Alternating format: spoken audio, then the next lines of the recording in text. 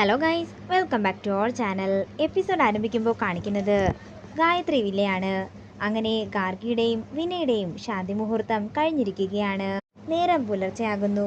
പിന്നീട് കാണിക്കുന്നത് കട്ടിലിൻ്റെ അടിയിൽ നിന്നും റിയ എഴുന്നേറ്റ് വരുന്നതാണ്. അല്ല, ഞാൻ എങ്ങനെ ഈ കട്ടിലിൻ്റെ അടിയിൽ പോയെന്ന് റിയ മനസ്സിൽ പറയുന്നു.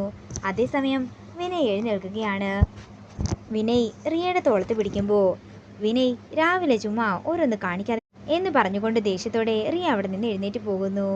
ഇത് കാണുന്ന വിനയ് സംശയത്തോടെ റിയയെ നോക്കുകയാണ്. പിന്നീട് കാണിക്കുന്നത് വിപിനെയും പല്ലവിയെയുമാണ്. നേരം പുലർച്ചെയാകുന്നു. ജോഗിങ്ങിന് ശേഷം വരുന്ന വിപിൻ പല്ലവിയെ വിളിച്ച് എഴുന്നേൽപ്പിക്കുകയാണ്. ഇത്രയും താമസിച്ച് എഴുന്നേറ്റാലേ തൻ്റെ സൗന്ദര്യമെല്ലാം പെട്ടെന്ന് തന്നെ പോയി താൻ മുത്തശ്ശിയാകുമെന്നൊക്കെ വിപിൻ പറയുമ്പോൾ പല്ലവി പറയുകയാണ്, സാറേ രാവിലെ എന്നെ ടെൻഷൻ ആക്കല്ലേ. എടോ, തനിക്കും എൻ്റെ കൂടെ രാവിലെ ജോഗിങ്ങിനൊക്കെ വന്നൂടെ? എത്രയെത്ര തരുണിമണികളെ കാണാമെന്നറിയാമോ? ഇത് കേൾക്കുന്ന പല്ലവി പറയുകയാണ്, അതെ, സാറിൻ്റെ ജീവിതത്തിൽ ഞാൻ മാത്രം മതി. നാളെ തൊട്ടേ ഞാനും വരുന്നുണ്ട് രാവിലെ ജോഗിങ്ങിന്. ഇത് കേൾക്കുന്ന വിപിൻ ചിരിച്ചുകൊണ്ട് വാഷ്റൂമിലേക്ക് പോകുന്നു. പിന്നീട് കാണിക്കുന്നത് തുടച്ചുകൊണ്ടിരിക്കുന്ന പാറുവിനെയാണ്. അതേസമയം പുറത്തുനിന്ന് എന്തൊക്കെയോ കുറേ പൊടികളുമായിട്ട് റിയ അങ്ങോട്ടേക്ക് വരുമ്പോൾ പാറു ചോദിക്കുകയാണ്, ഇത് എന്ത് പൊടികളാ? അത് പിന്നെ നിന്റെ അമ്മായിയമ്മ പറഞ്ഞു നാളെ തൊട്ട് ഞാനിവിടെ കോലമിടണമെന്ന്. ഇത് അതിൻ്റെ പൊടിയാ. ദേ റിയെ, മര്യാദയ്ക്ക് പറഞ്ഞു ഇത് എന്തിൻ്റെ പൊടിയാണെന്ന്. ഇത് കേൾക്കുന്ന റിയ പറയുകയാണ്, അതെ, എന്നോട് മര്യാദയ്ക്ക് സംസാരിച്ചാൽ മതി. നീ വിചാരിക്കുന്ന പോലെ ഒരാളല്ല റിയ.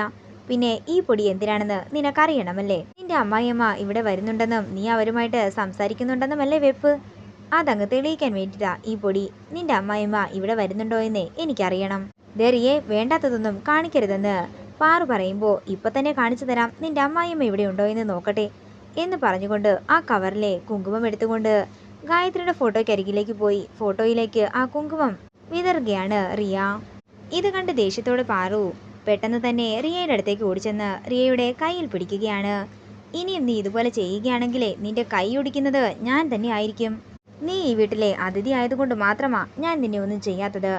ഇനിയും ഇങ്ങനെ തന്നെ ആണെങ്കിലേ നിന്റെ ഉറക്കം മണ്ണിൻ്റെ അടിയിലായിരിക്കും, അല്ലെങ്കിൽ ആക്കി തീർക്കും ഞാൻ. അത്രയും പറഞ്ഞ് റിയയെ ദേഷ്യത്തോടെ അവിടെ നിന്ന് പറഞ്ഞു വിടുകയാണ് പാറു.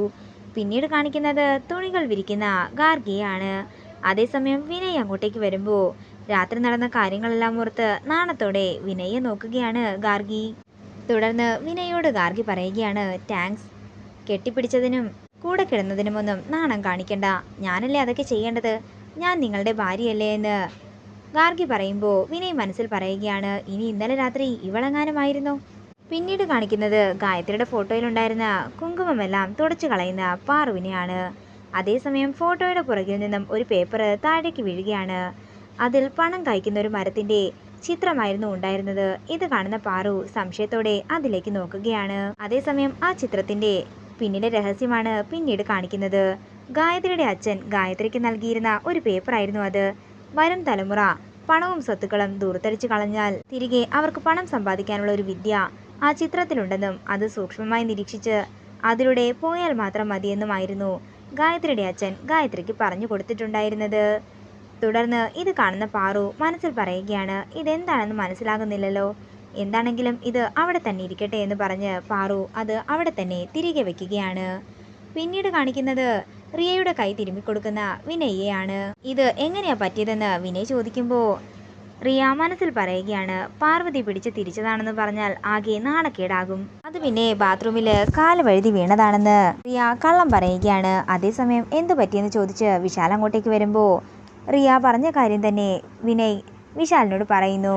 തുടർന്ന് വിശാൽ റിയയുടെ കൈ തിരുമ്മിക്കൊടുക്കുമ്പോൾ റിയയുടെ കൈയുടെ വേദന മാറുന്നു. ഇനി കുറച്ച് ഐസ് കൂടി വെച്ചാൽ മതി, എല്ലാം പൂർണ്ണമായും മാറിക്കോളുമെന്ന് വിശാൽ പറയുമ്പോൾ ഐസ് എടുക്കാനായി വിനയ് പോകുന്നു. ഈ തക്കം നോക്കി റിയ വിശാലിനോട് പറയുകയാണ്, ബ്രോ, നിങ്ങൾ വളരെ ഹാൻഡ്സമാ.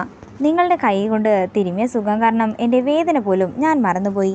ഫ്രീ ടൈം കിട്ടുമ്പോൾ ഇങ്ങോട്ടേക്ക് വന്നാൽ മതി, നമുക്ക് സംസാരിച്ചിരിക്കാമെന്നൊക്കെ റിയ പറയുമ്പോൾ വിശാൽ ദേഷ്യത്തോടെ പറയുകയാണ്, അതെ, വിനയ് അല്ല വിശാൽ. വിനയെ ചിലപ്പോൾ പൊട്ടനാക്കാൻ പറ്റുമായിരിക്കും, പക്ഷേ അതുപോലെ വിശാലിനോട് നിന്റെ കളിയൊന്നും നടക്കില്ല. അത്രയും പറഞ്ഞ് ദേഷ്യത്തോടെ വിശാൽ അവിടുന്ന് പോകുമ്പോൾ ആകെ നാണം കെട്ട് നിൽക്കുകയാണ് റിയ. ഇതോടുകൂടി ഇന്നത്തെ എപ്പിസോഡ് ഇവിടെ തീരുകയാണ്.